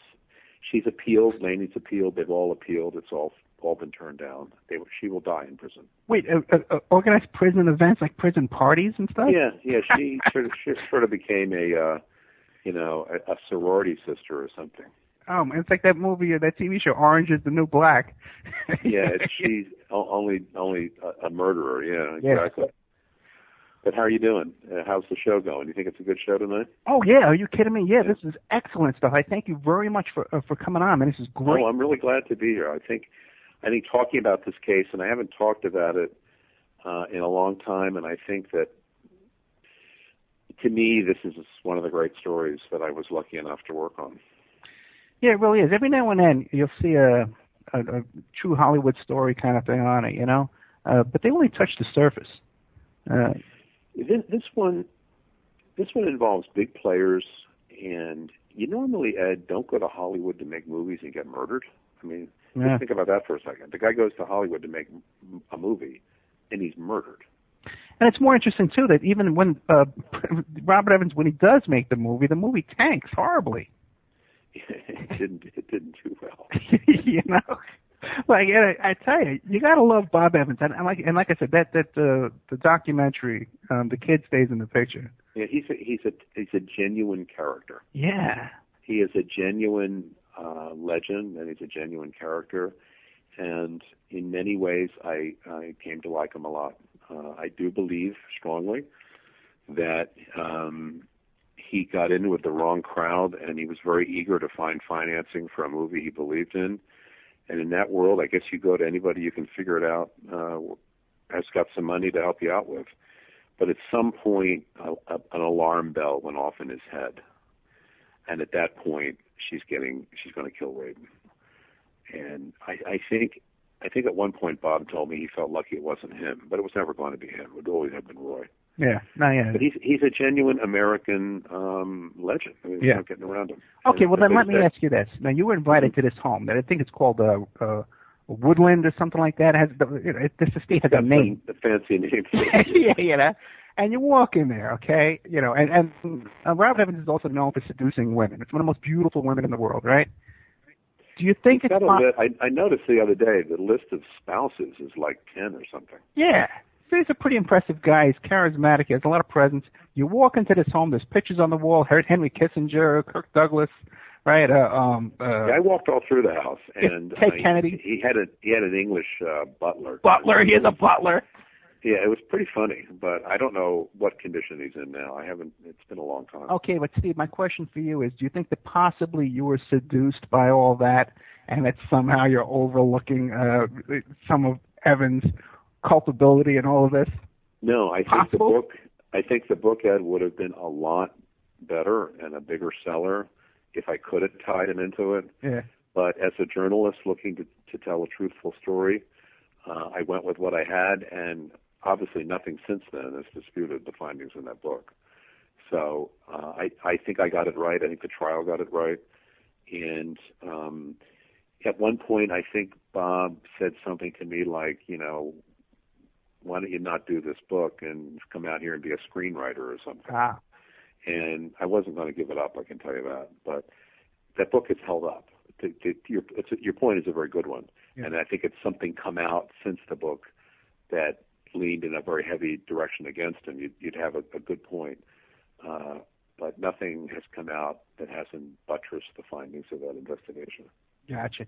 Now, and all this stuff with Berkowitz and the Process Church and all that stuff like that, have you looked into that thoroughly, or you just kind of dismissed it? That came several years after Bad Company, and Bad Company had held me enthralled for a long time, and that was a really sordid story. I mean, the photographs in that one book that came out about it are horrendous, and it just didn't hold my interest. What photographs?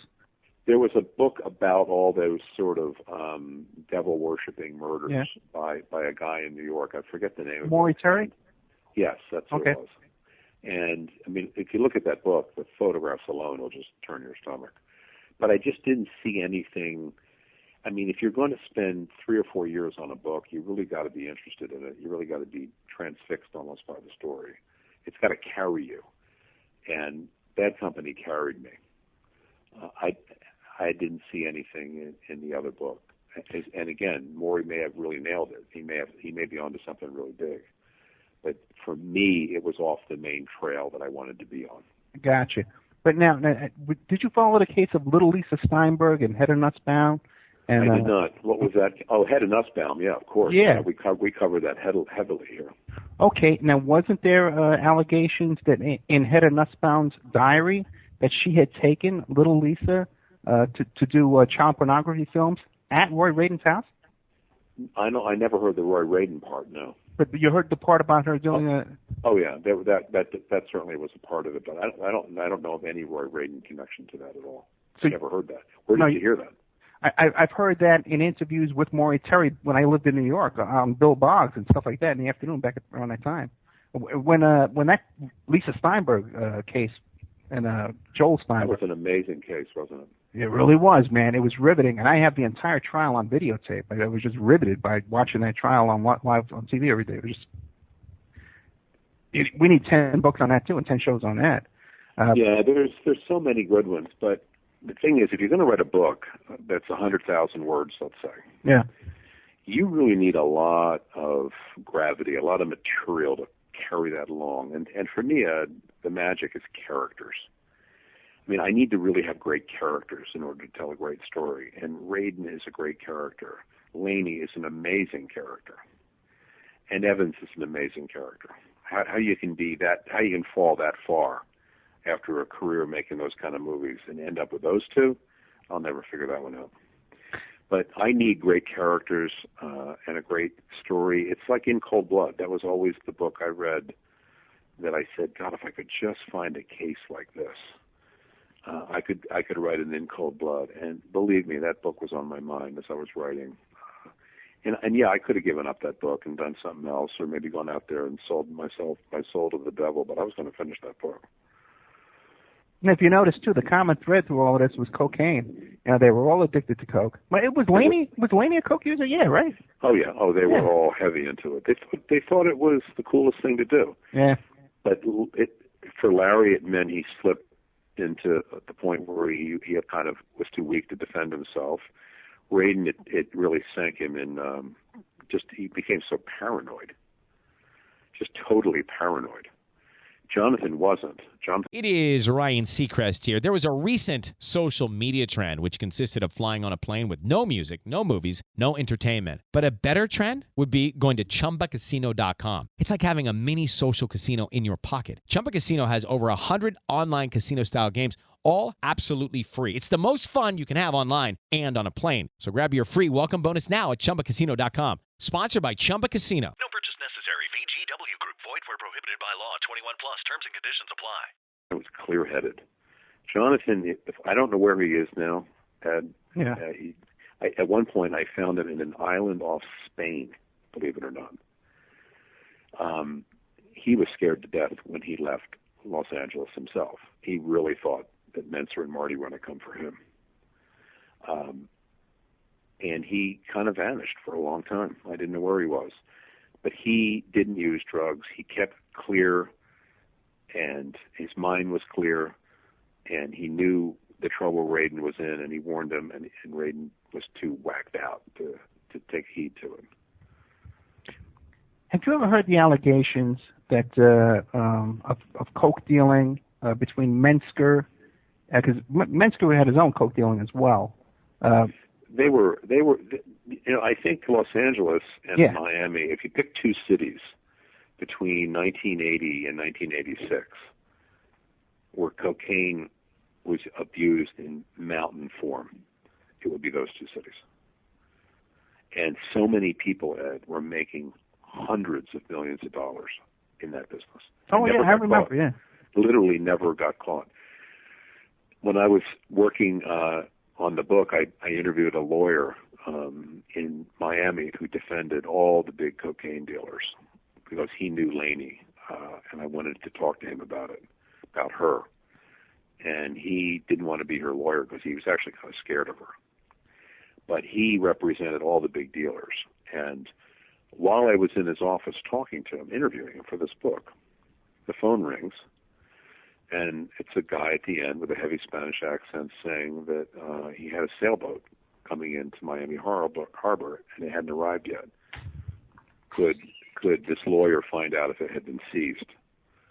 And the lawyer said, "No, I can't find out if it's been seized. You're going to have to figure that out yourself. Call me if it's seized." The point is, these guys were making $20, $30, $40, $50 million a year and plowing it into condos, horse farms, auto dealerships. The untold story of America in the early 80s is how much drug money went into the economy.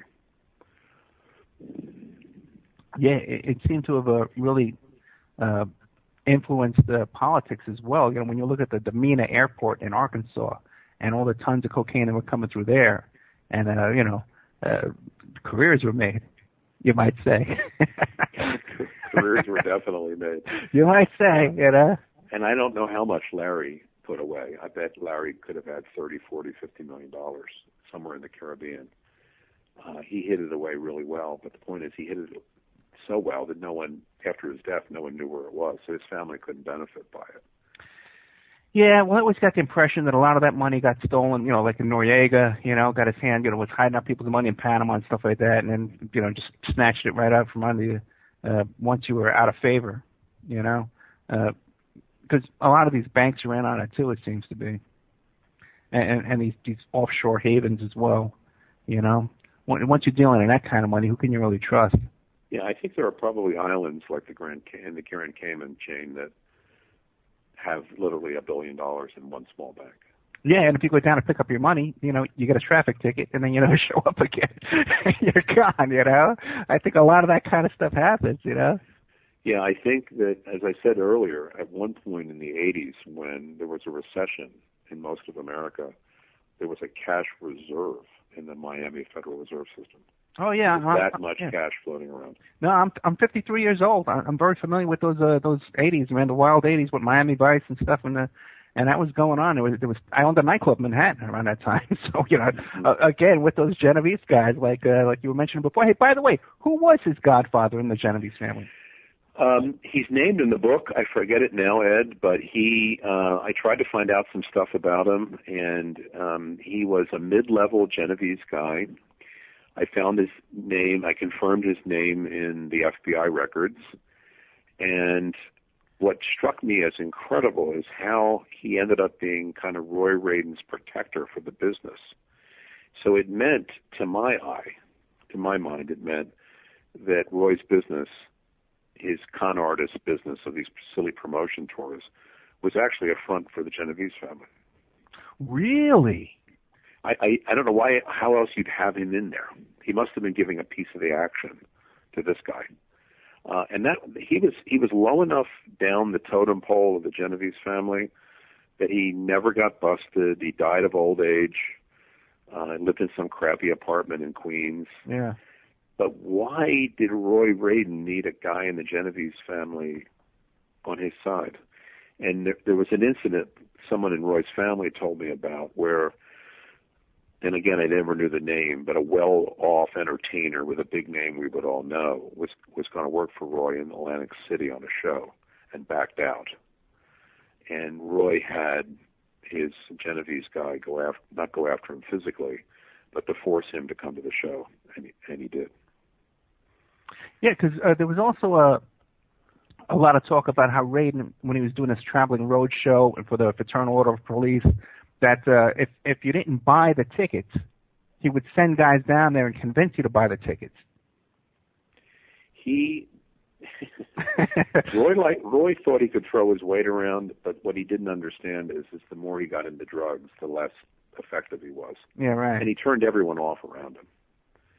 He just turned everyone off. And had he not been on drugs then, had he kept his feet under him, he could have won the struggle with Laney. Now, maybe not once the cocaine was stolen from the garage, but I think Roy could have, had he not been so paranoid from drugs, I think he could have beaten it and maybe done a deal, maybe made a movie. I don't know. I kind of think he turned everyone off who was around him. Because he was a charming guy, and everyone did seem to love him. Like even like Tiny Tim, was a frequent guest up there. Tiny Tim is. I must have interviewed Tiny Tim 20 times. Oh, really? Okay, yeah, I knew Tiny Tim as well. Go ahead. Yeah, Tiny loved Roy. Yeah. Tiny, when he couldn't find any work, Roy would put him on a stage in some little town in America that had no entertainment, where there was not even a movie theater, and people would pay $10, and it would be Georgie Jessel doing some silly routine stuff you'd see on Ed Sullivan, sure, only probably worse. And he would have Tiny Tim playing the ukulele, and Tiny was broken up when Roy disappeared. Yeah. He was busted. Well, I told the story the other night. I met Tiny Tim because he was at my friend's house at their wedding, for their wedding reception, performing there. Okay. Yeah, and of course he got married on the Johnny Carson show. Yeah, right. But now I always wondered, how did Tiny Tim get out there to Long Island from Manhattan? A train. Okay. He took the train out, but I never met him face to face, but I talked to him on the phone a lot. And is he still alive even? No, he's dead. He passed, yeah. He passed away? Yeah. Incredibly odd man. Yeah. Incredibly odd man. And it's so funny, too, how many people I've met in my life that knew Tiny Tim as well, and now I just met another one. Yeah, he seems to have crossed a lot of paths, but he could play the ukulele and sing a little song. I mean, it's kind of pathetic. And that was it, yeah. But that was literally it. But we all know him. But what Roy would do is he would call these guys up, and who hadn't been on Ed Sullivan, who hadn't been on Merv Griffin in years. He would call them up and he'd say, "Hey, I'm going to put together Vaudeville Revival, 1989. It's going to be in, Skokie, Illinois, and Pittsburgh, and Fargo, North Dakota. I'm going to have," and he would just reach out to people who hadn't had anything in years, but whose names were well known. Right. And then he would put them on a stage, and people would sit and fold up chairs and clap. They thought it was fantastic, and then he would keep the money. Yeah, he would actually put them on a bus, and send them around. But the thing was, it would have silly names like, Vaudeville 1979 or something, and they were grateful for the work. But the indictment from the Attorney General in New York City was that he was having guys, he was threatening local shop owners to buy these tickets. For the police union. Yeah, for the Fraternal Order Police. He kept it all. Now, that's a pretty silly con. If you're going to be a con man, you got to do better than that. Yeah, but somehow he made millions enough to buy that house. He bought that house for cash. Yeah, right. That's why there had to be something else, man. There had to be coke or something. I don't think he was dealing drugs, but anything's possible with that guy. Anything's possible, and it got him killed. Yeah. In the end, it killed him. No matter what happened out there, in the end, it killed him. Oh. Yeah, I forgot. I was just about to ask you something else. And we only got a couple of minutes left, man. What would you like to plug before we go? I think it's just been great being on the show. It seems like you got a pretty successful show, Ed. Yeah, the show's really taken off. Thank God for that, man. We're really we're doing the same thing Roy Radin did. I look for these old stories, and I bring them back, man. Everybody wants to hear about them. We had James Brown last week, and I go into the Jim Jones massacre in Jonestown, Guyana, stuff like that, and all kinds of. Well, those are great stories to tell. I'm trying to go for those iconic big stories, and this is definitely one of them. I plan on doing like another 10 shows on this topic, getting more into the Process Church and all that angle too as well, which I think is really I think there's a lot of validity to it. I think if you keep picking these kind of amazing stories that are out there that people were fascinated by at the time, I think you're going to be a hit. Thank you very much. I think so too, and I owe it all to guests like Steve Wick, the author of Bad Company, Drugs, Hollywood, and the Cotton Club Murder by Steve Wick. Go to my blog, The Opman Report. Steve, I cannot thank you enough, okay? You're a legend, by the way, in this story. Your reference, Steve Wick, is referenced in every article, every show, everything. This book is referenced every time the name Roy Radin or the name Robert Evans comes up. You'll link to him forever, my friend. not a bad group to be linked to. But thank you, Ed, and best of luck. Thank you, sir. Thank you, sir. Good night. Bye-bye.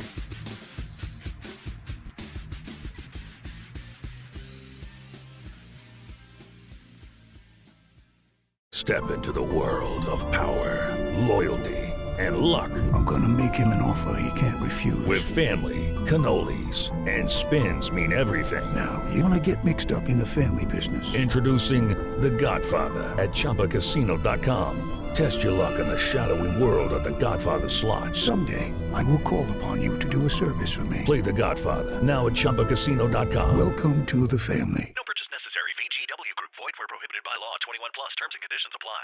Hello, it is Ryan, and I was on a flight the other day playing one of my favorite social spin slot games on ChumbaCasino.com. I looked over the person sitting next to me, and you know what they were doing? They were also playing Chumba Casino. Everybody's loving having fun with it. Chumba Casino is home to hundreds of casino-style games that you can play for free anytime, anywhere. So sign up now at ChumbaCasino.com to claim your free welcome bonus. That's ChumbaCasino.com and live the Chumba life. Sponsored by Chumba Casino. No purchase necessary. VGW Group. Void where prohibited by law. 21 plus. Terms and conditions apply.